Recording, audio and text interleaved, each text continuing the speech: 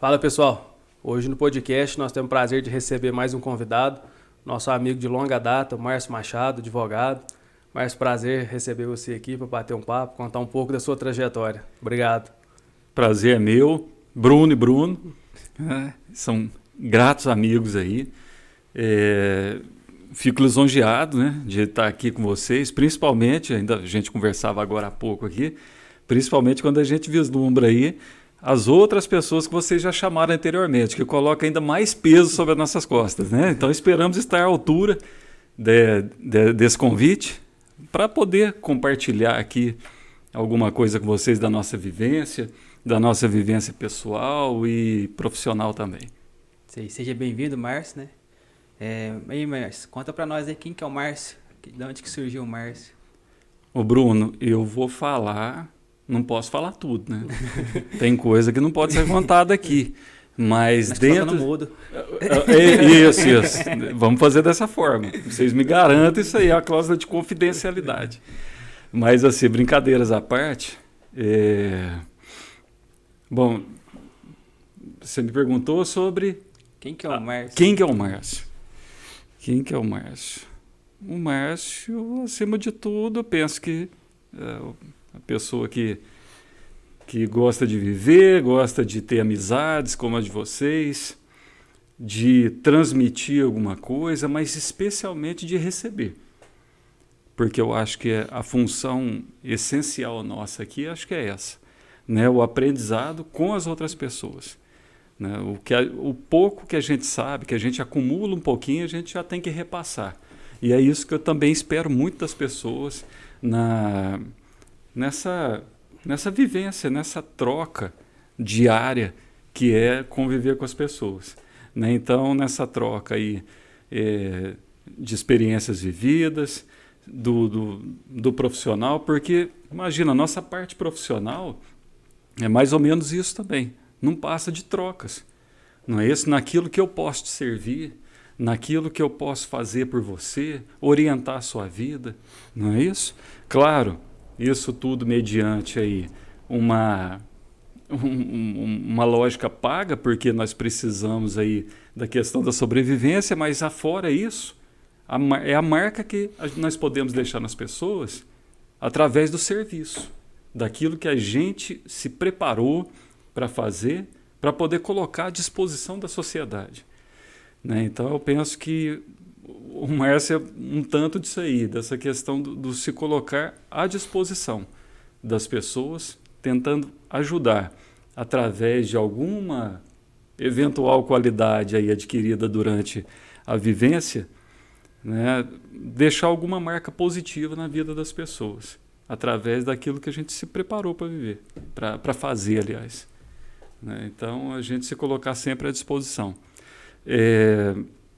Sou professor de História e sou advogado. Amo essas duas profissões, especialmente por esse prisma, por essa questão do servir, né? Seja como professor ou seja como advogado, a intenção é sempre essa, nos colocar a serviço, nos colocar à disposição, para poder, seja instruir uma pessoa dentro da área da educação, ou seja, conseguir algum direito para ela em juízo, né, que também é muito satisfatório. Então, é dessa forma que a gente se coloca aí para tentar conseguir alguma coisa para o próximo sempre. Hoje você continua atuando como professor ainda de história ou não, Márcio? Bruno, infelizmente não tive condições de manter essa carreira. Bom, sim. Primeiro, né, na questão de formação, eu iniciei com o direito, né, que sempre foi um sonho bem antigo, essa questão da formação no direito. Então, sempre senti aptidão para isso e logrei êxito aí em aprovação no vestibular, tudo, iniciei os estudos, mas fiz até tinha feito até o segundo ano, iniciado o terceiro ano, e aí por questões assim, próprias da vida de cada um, né? No meu caso, pesou muito também a questão financeira, que meus pais ainda custeavam minha faculdade de Direito, que assim não era barata. Então, dessa forma, eu me vi assim, e compelido a fazer alguma outra coisa que eu gostava muito, né? E a área da educação sempre me chamou muito, sempre cativou muito forte no meu coração. Então, sempre gostei muito da área de história, de ciências sociais no geral, mas principalmente história. Então, eu resolvi trancar a faculdade de Direito, dar um tempo na faculdade de Direito e transferir o meu curso para História. Fiz História, então, que era uma faculdade então mais acessível, né? Nessa parte, na parte do financeiro. Terminei História e fui lecionar. Gostei demais. Tive uma carreira aí de 10 anos nas salas de aula. Graças a Deus, assim, memórias muito boas. Conheci também, logicamente, a face da educação que todos nós conhecemos, sejamos por ser professores, seja por sermos alunos, né? Todo mundo conhece, especialmente do sistema público de ensino, tem suas carências, suas deficiências, mas, por sua vez, também é a parte mais especial da atuação do professor, que tem isso como vocação. A questão da vocação é importantíssima para tudo, mas especialmente para o professor. A vocação ela tem que ser demonstrada, ela é colocada à prova a todo momento.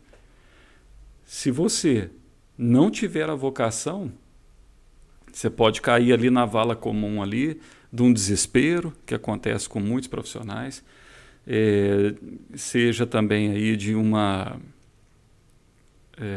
depressão, alguma coisa nesse sentido.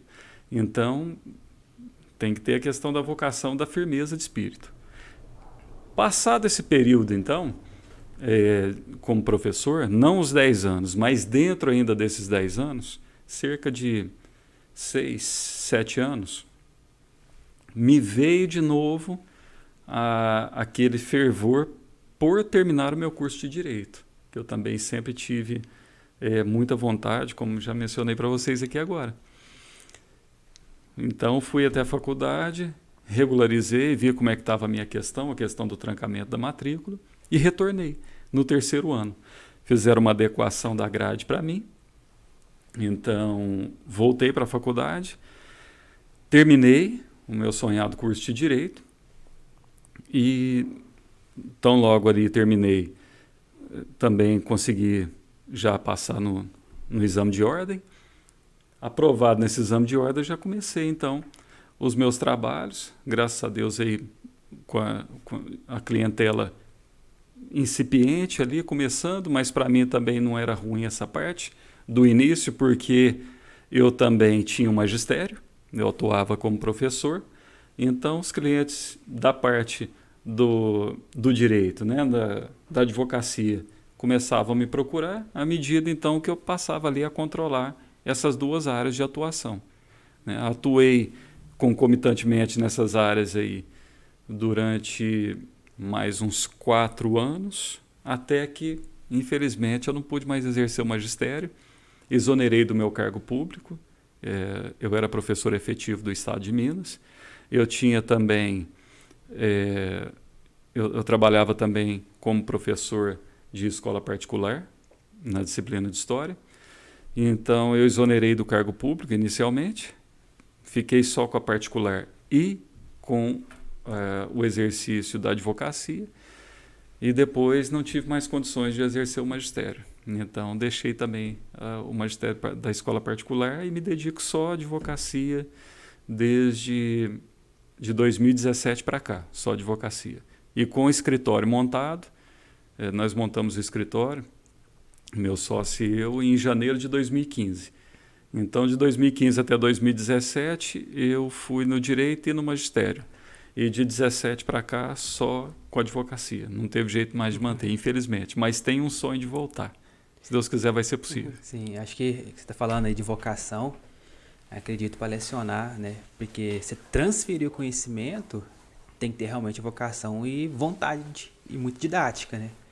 Porque é o que onde que para ensinar alguma coisa, onde que pega, né? Ainda mais você está falando aí do escola pública ou dessa idade, que é adolescência, pelo jeito você dava aula entre umas 8ª série, 9ª série. Sim, era os anos finais do ensino fundamental e ensino médio. Então, aí o pessoal, a maioria desses adolescentes já não quer quase nada com nada. Ainda você passar uma matéria que de certa forma não é tão cobrada, é vocação mesmo. Tem que ter um ânimo a mais ali para poder manter a turma Precisa, motivada. Bruno. Essa questão da natureza da matéria, né? Você colocou aí, né? Obrigado, viu, por ter feito essa referência tão boa à minha disciplina, né? Que não é tão cobrada. Não, assim, cobrada no sentido assim... Tô te entendendo, brincadeira. Eu reconheço isso. O negócio na escola é português e matemática. Sim, exatamente. Claro, e eu reconheço isso. A minha esposa é professora de língua portuguesa. No estado e no município aqui. Então, a gente comenta muito sobre isso. Igual ela fala, hoje vai ter o conselho de classe e tal. Aí depois ela chega, às vezes comenta alguma questão comigo. Que o professor de tal matéria assim e tal, deixou um aluno e tal, mas assim, não tinha condição mesmo, papapá. Aí eu ainda brinco com ela, falo, não, faz isso não. Professor de história, professor de geografia, professor de educação física, professor de ensino religioso, filosofia, tá deixando aluno de recuperação aí, tá reprovando. Não pode, gente, o negócio é português e matemática, né? Mas assim, brincadeiras à parte, claro que a gente tem que tentar desenvolver essa questão no espírito do alunado. Por exemplo, a história, que é o meu caso, é uma disciplina muito reflexiva. Ela conversa muito bem ali com a filosofia, com a parte humana da geografia, com o ensino religioso moderno. O ensino religioso moderno não ensina religião, igual a gente aprendia na nossa época, né? Hoje em dia não funciona dessa forma. Hoje em dia você vê os aspectos gerais de formas de religião. Quer dizer, a forma do homem se ligar com o religioso. Mas você não vê ali a questão da religião. Não é isso. Da prática, né? Da prática religiosa. Até mas porque... assim, do contexto da história, né? Exatamente. Até porque eu conheço muitos ateus que são muito mais religiosos do que pessoas que estão dentro de igreja, de sinagoga, que seja o que for. Né? Então, não deixa de ser uma prática religiosa até essa questão que eu coloquei há pouco para vocês do servir. Né? Vamos usar a nossa prática cristã do dia a dia, na qual a maior parte de nós foi doutrinado. Pelo menos eu não conheço nenhum muçulmano da minha convivência. Então vamos para os cristãos, que é a minha prática, e da maioria de quem eu conheço. Jesus fala a todo tempo sobre o servir. Eu vim para servir, não para ser servido. E então, se a gente for partir daí, isso é uma experiência religiosa muito profunda, né? Então, nessa parte então das disciplinas, história, uma disciplina reflexiva.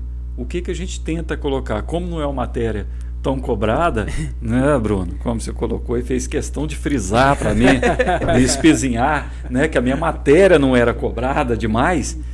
Mas eu vou um ponto em minha defesa. Eu Vai. gosto da matéria, eu não sei se você já viu, mas eu tenho um livro lá que eu tô lendo, o Sapiens, esqueci, que é o nome dele? Uma Breve História da Humanidade.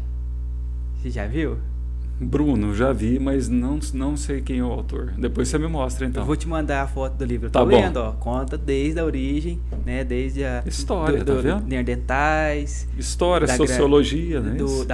Dos agricultores, que depois vem constituindo, ele vem trazendo realmente nessa ideia da reflexão. Uhum. Por que cada situação aconteceu de certa forma. Exatamente.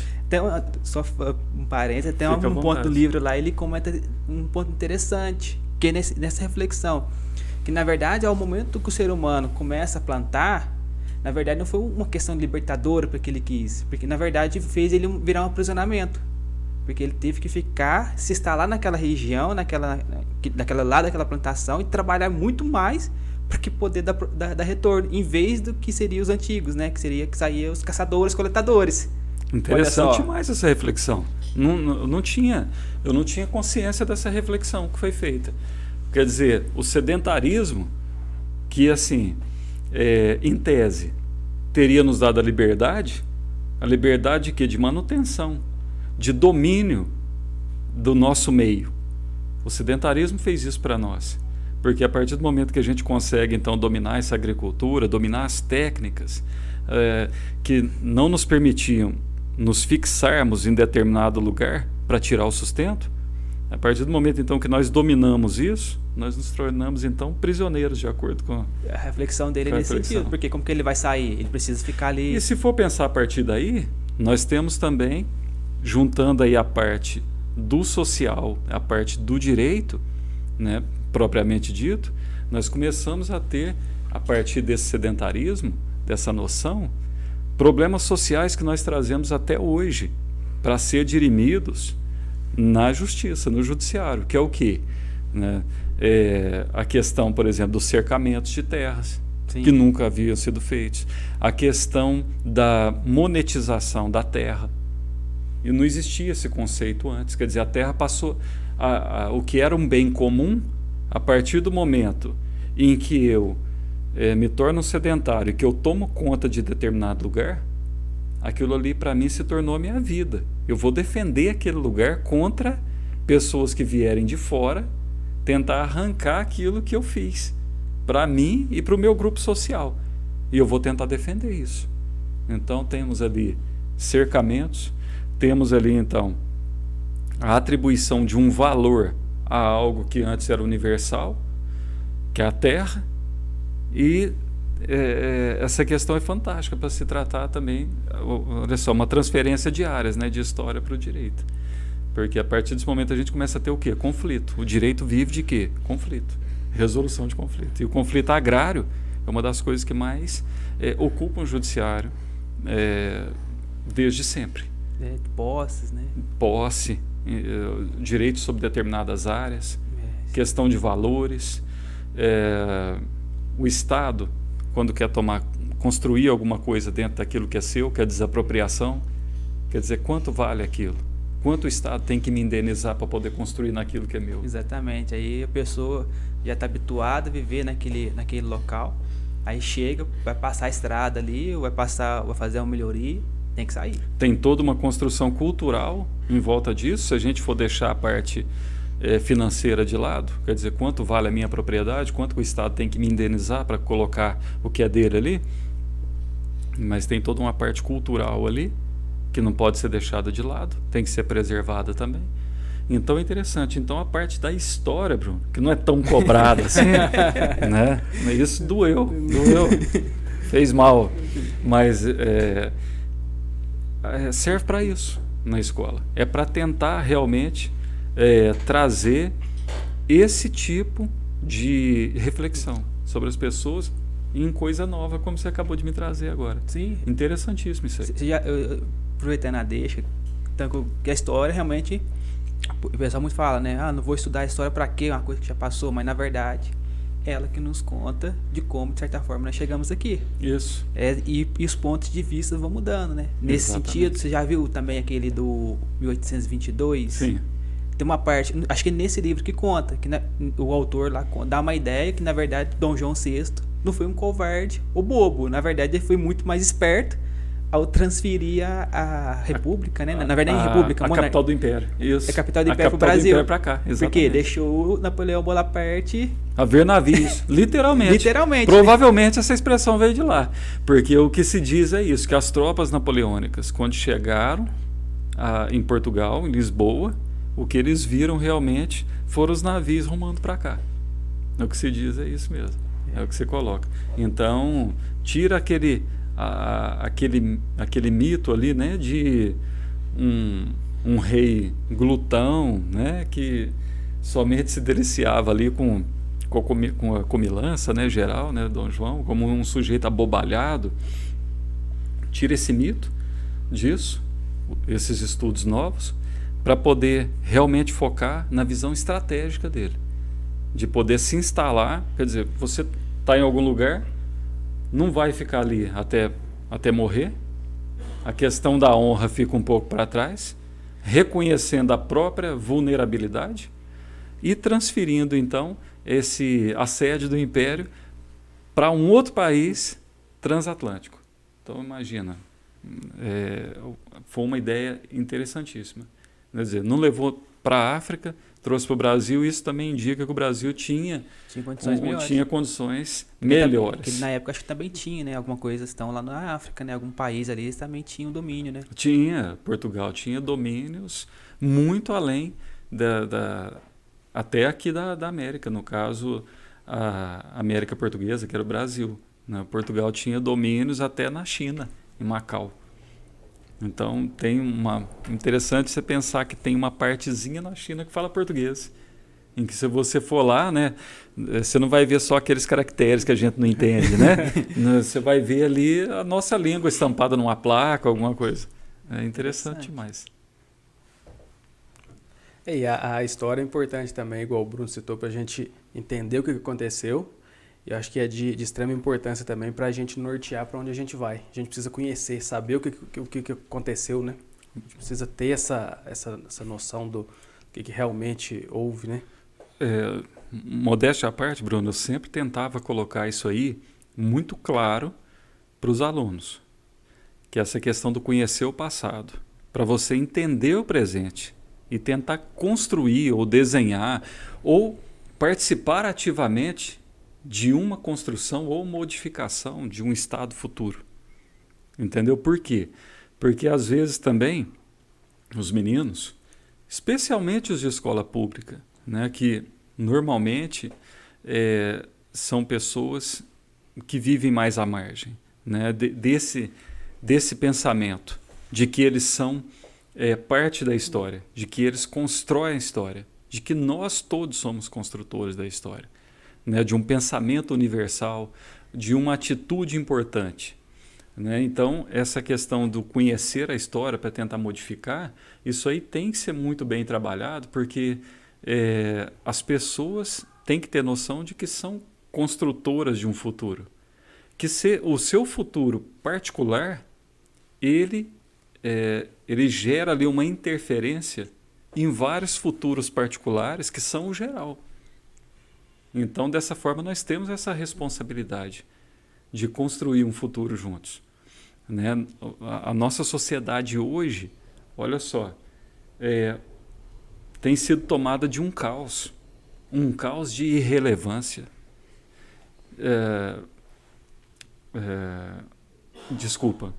De intolerância. Uma intolerância ideológica, uma intolerância em relação à alteridade, em relação ao outro. Quer dizer, o que você fala, o que você expressa, a maneira como você coloca suas ideias, quer dizer, isso aí pode, às vezes, significar, para mim, uma declaração de guerra. Quer dizer, a gente não se entende, a gente não pode sentar numa mesa dessa aqui e colocar as ideias.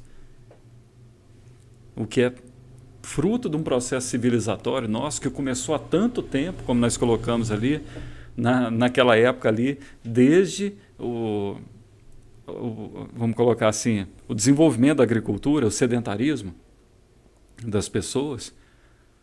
Hoje nós estamos vivendo, parece que, uma involução nesse quadro evolutivo da humanidade. Por quê, muitas vezes?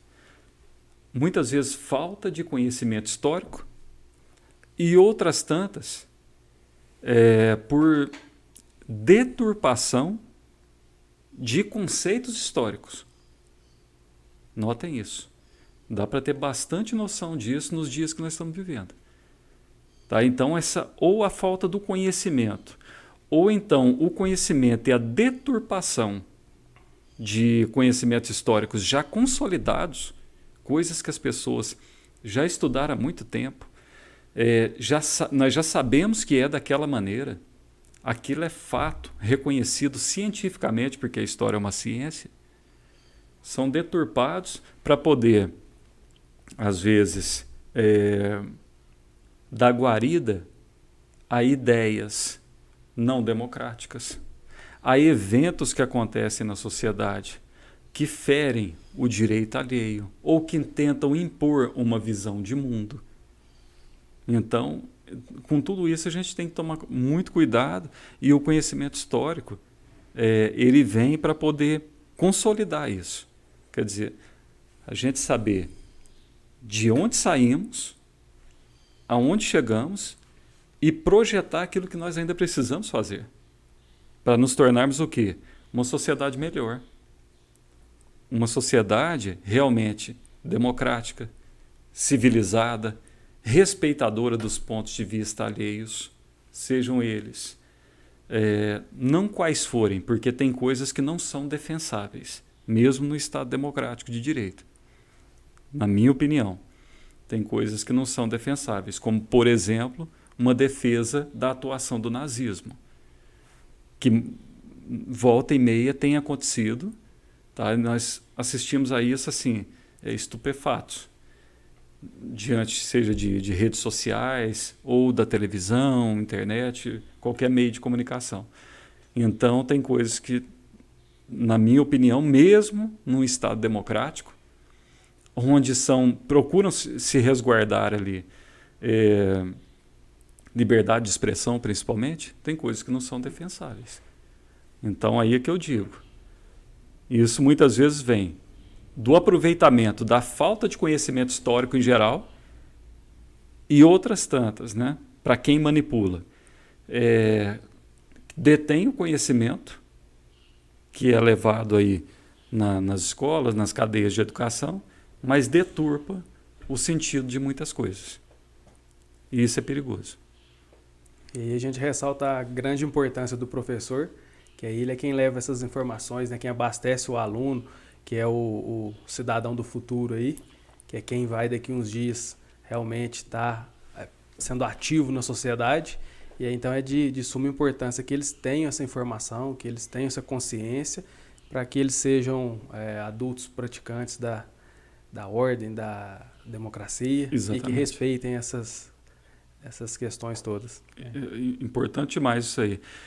Dentro dessa área, né, da minha área até, de história, é importante também a gente frisar uma outra questão, né, que não vou me delongar muito, mas é só porque a área de história ela tem sido muito atacada atualmente como uma questão assim, como uma disciplina, muitas vezes, doutrinadora. Você já deve ter ouvido falar sobre essa questão. Sim. Fulano não é professor, ele é doutrinador em sala de aula. É isso. Acontece. Nós temos que fazer uma meia-culpa nisso também. Acontece. O profissional, muitas vezes, ele não vai imbuído desse sentimento de um desprendimento ideológico. Isso acontece. A ideologia, ela é inerente a cada um de nós. Isso aí, não tem como afastar isso. Seja professor de história, de matemática, que vocês adoravam, certeza, né? Lógico, né? Pela profissão que seguiram hoje, né? Todo mundo tem sua ideologia. Isso sem dúvida nenhuma. Mas, como eu disse, professores de história, filosofia, geografia, seja assim, sociologia, nós trabalhamos muito com conceitos. E esses conceitos, muitas vezes, a gente pode se deixar levar por paixões que são colocadas ali na apresentação, talvez, de um conteúdo. Que isso não pode ser repassado, na minha opinião. Tem que tentar o máximo possível de neutralidade na apresentação dos conteúdos. E mostrar, tirar o ideológico, mostrar aquilo que é fato, aquilo que é científico. Friso de novo, história é ciência. História não é achismo. A matemática é uma ciência. A biologia é uma ciência. História é uma ciência. Não é aquilo que você acha, é aquilo que é. Se você ainda acha alguma coisa, precisa de mais estudo. Então você não vai passar aquilo. Não, pelo menos não daquela forma, ou pelo menos até certo limite, até o limite daquilo que se sabe verdadeiramente, de fontes fidedignas, confiáveis. Então, a partir do momento que se ultrapassa essa barreira, o estudo fica tendencioso. Aí ele fica particularizado. E não é confiável. Mas então tem que ter bastante noção, o máximo de isenção possível na procura assim, de um ensino que seja realmente abrangente, que seja realmente libertador da pessoa, do espírito da pessoa, sem tolher o espírito do aluno naquilo que ele acha correto, na ideologia dele. Mas, como eu disse, qualquer que seja a ideologia dele, ele tem que ter a noção de que o limite é o respeito ao pensamento do outro e a liberdade de expressão do outro. Então, acho que isso que a educação verdadeira ela deve proporcionar. Sim, com certeza. Acho que a função realmente do processo educativo, né, é nós, como aqueles instrutores, professores, os pais também, acaba no processo educativo, transferir conceitos, né, e para aquela outra pessoa, para que ela tenha autonomia. Exatamente, Bruno. Capacidade de reflexão e de analisar os fatos, né? Essa palavra é importantíssima, isso aí que você usou. Autonomia. Você passar para... Senão você vai ter que escorar essa pessoa a vida inteira. Você vai tornar ela dependente de você a vida inteira. Sim. Até eu faço então uma provocação que, na verdade, muitas vezes as escolas de hoje em dia não transferem tanto isso. Fica mais focada na ideia de seja uma nota, né? Ou passaram num vestibular. Então, por isso que talvez, aí nesse sentido, é onde que deveria ser mais valorizado. Matérias que façam a reflexão. A reflexão, sim, me ajuda muito atualmente na área jurídica. É imprescindível para mim essa questão de um pensamento flexível, porque o que acontece? O advogado, ora ele está por um autor, ora ele está pelo réu. Então, a cabeça dele tem que imaginar para os dois lados. Seja uma tese para você ajuizar uma ação por um autor que dê sustento, que dê fundamento para que você consiga uma decisão de mérito favorável ao seu cliente como autor, mas às vezes você vai ser chamado também para poder fazer uma defesa por um réu. Então aí sua cabeça já vai funcionar de uma maneira inversa. Quer dizer, você vai ter que procurar ali maneiras de fazer a melhor defesa possível, né? Uma absolvição de todos os fatos, inicialmente, e se não for possível, tentar ali um escalonamento que melhore as condições do cliente. E essa flexibilidade de raciocínio, eu acredito que vem muito, mas muito desse estudo da parte humana das disciplinas que a gente vê na escola. Apesar de que, se a gente for ver numa universalidade, né, eu queria falar mal da matemática aqui, de vocês, porque na parte da história aqui já ofenderam meu coração aqui hoje. Entendeu? Então eu queria, mas não vai ter jeito, sabe por quê? Pelo seguinte, a matemática, lá nos seus primórdios, vocês viram ali, quem começou a pensar a matemática? Os filósofos.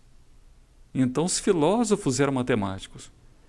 Isso aí é interessante demais, porque imaginem só, hoje nós temos um conhecimento que ele é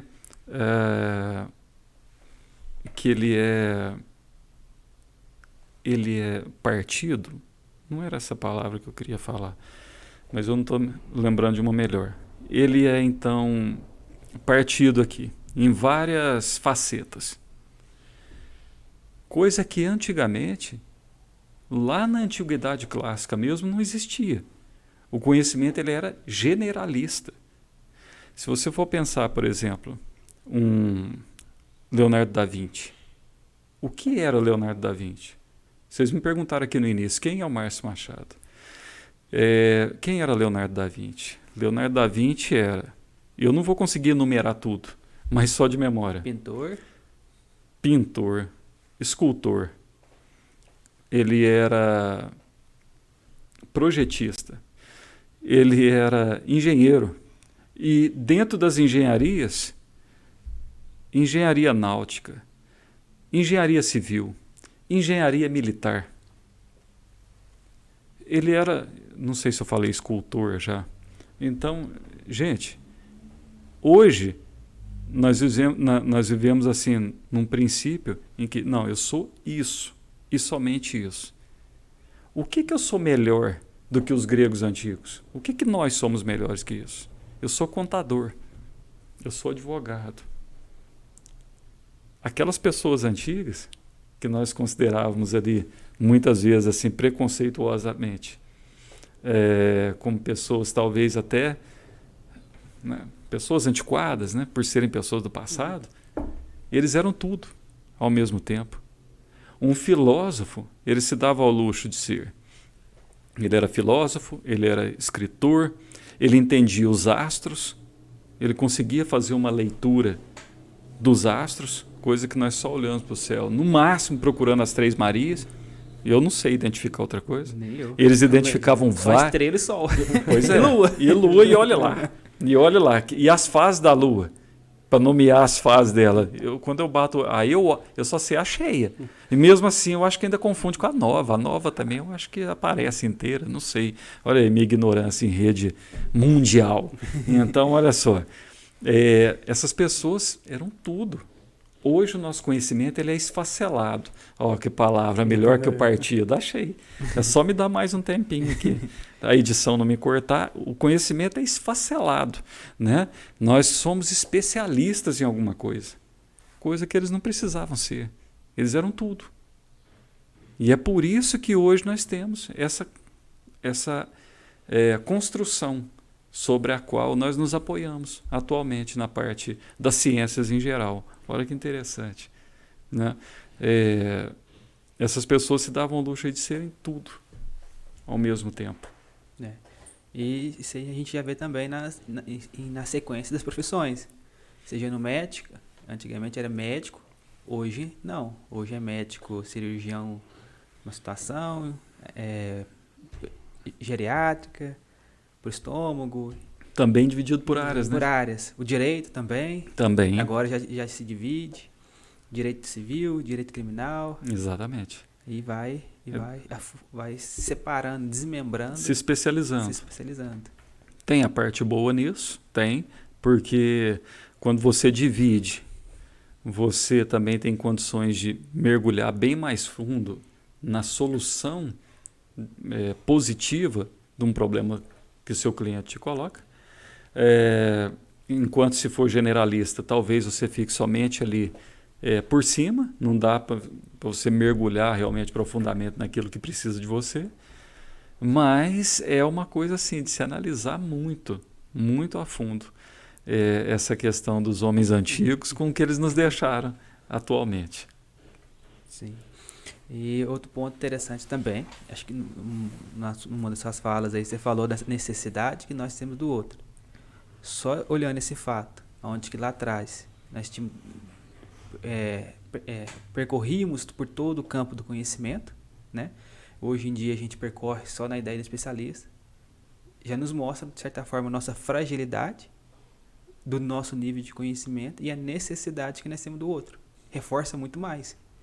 Porque eu preciso, por exemplo, dentro da contabilidade, né, nós estudamos também as leis e tudo mais, só que às vezes, quando for escrita uma lei, a gente tem que entender que foi escrito por um ser humano, por uma pessoa. E ao escrever, é difícil você passar tudo que está aqui dentro.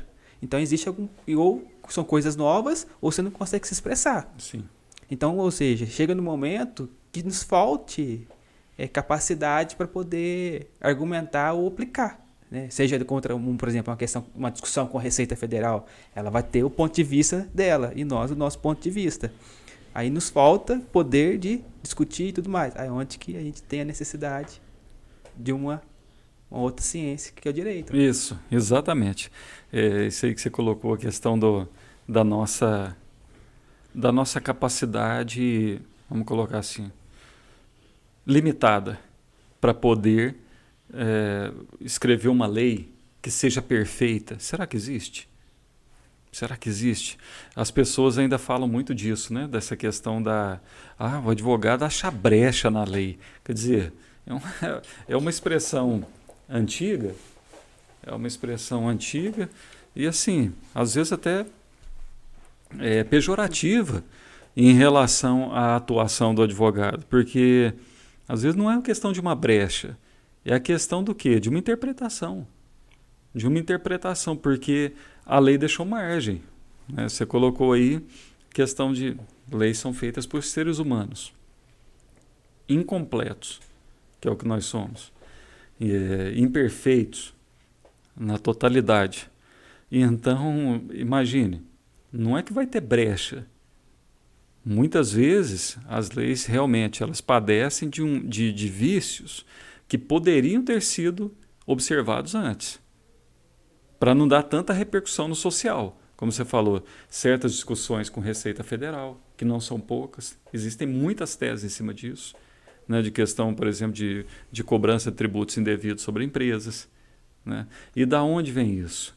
Às vezes de uma lei mal formulada. Então não é questão da brecha, não é que tem uma brecha. Existe ali a materialização da imperfeição humana que não utilizou ali de toda a expertise possível para poder transformar, às vezes, uma ideia ali em palavras. Sim. Quer ver um exemplo mais ou menos do contexto pessoal, né? Quando a gente fala numa empresas de SA, no texto da lei fala que tinha que ser publicado o seu balanço, eu não vou lembrar direitinho, mas tinha que ser publicado em jornal, né? Só que quando foi escrita a lei, não existia internet. Então só existia um jornal impresso. Então agora e as empresas gastam uma nota considerável com essas publicações de jornais. Aí levantou essa discussão, beleza, o texto da lei fala jornal, eu não poderia então, em vez de ficar imprimindo em jornal, que né, o objetivo era da publicidade e tudo mais, soltar dentro do meu site para dar publicidade, porque o jornal vai sair um dia, amanhã ele vira para lata de lixo, vai virar para embalar peixe, né? Então hoje, se eu colocar no meu site, ou se eu colocar uma mídia paga, um jornal online, não vou estar atendendo a mesma necessidade? Não, e fica ali de forma perene. Exatamente, esse foi o argumento, ou seja, levantou essa discussão dentro do que era o propósito daquele texto. Uhum. Você vê. Aí seria um texto que padece, por exemplo, porque na época, para a época dele, provavelmente não tinha internet, foi correto o pensamento. E buscou ser o mais transparente possível. Isso. Agora, da forma como foi, falta aqui, vamos colocar assim, uma correção legislativa. Sim. E o judiciário pode fazer isso perfeitamente. Ele pode ir lá através da jurisprudência, formando jurisprudência em cima daquilo, com a atuação dos advogados, porque o judiciário não forma jurisprudência. Na verdade, os advogados forçam o judiciário a fazer jurisprudência, porque o judiciário não decide por si. O judiciário tem que ser provocado. Quem provoca o judiciário é a advocacia. Então a advocacia leva isso para o judiciário. Olha, naquela época em que foi formulada a lei, falava-se somente em jornal e era compreensível. Quem sabe aí a época em que foi feita. Então, agora não. Agora nós estamos em meio à rede mundial de computadores. Então, não pode ser publicado no site, no site da nossa empresa, com obrigatoriedade de manutenção ali por tanto tempo. Mais do que um jornal, é certeza que vai durar. Sim. Então, o que acontece? Isso é levado ao judiciário, você fala, não, realmente é razoável e é correto que se faça assim. Se quiser colocar no jornal, coloque da maneira tradicional, como a lei coloca, mas trazendo a lei para hoje em dia e principalmente procurando conferir ali uma eficácia até maior dessa lei, que se publique então no site da empresa e que se mantenha a obrigatoriedade de que isso aí seja veiculado por tanto tempo. Interessante isso aí. E o judiciário vai lá e faz uma... Não alterou a lei, mas simplesmente ampliou a maneira ali de atuação dela. E para o bem, né? Não foi para o mal. Eu acredito que o fim social, porque o fim social do direito é realmente esse, levar o melhor para a sociedade, é o bem comum.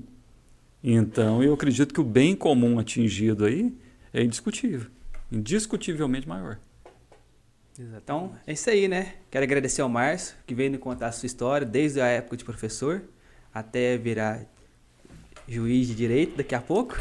Já estou adiantando a história. Mostrando que tudo na vida, quando você se persiste, se propõe, vai caminhando, vai se desenvolvendo. Muito obrigado aí, Márcio, pela sua dedicação aqui conosco. E eu que agradeço a oportunidade de estar aqui com vocês. Juiz de direito, não, eu não estou conseguindo julgar a minha vida, imagina dos outros. Mas, assim, estamos no caminho. Aí, ó. Márcio, muito obrigado. Eu que agradeço, Bruno.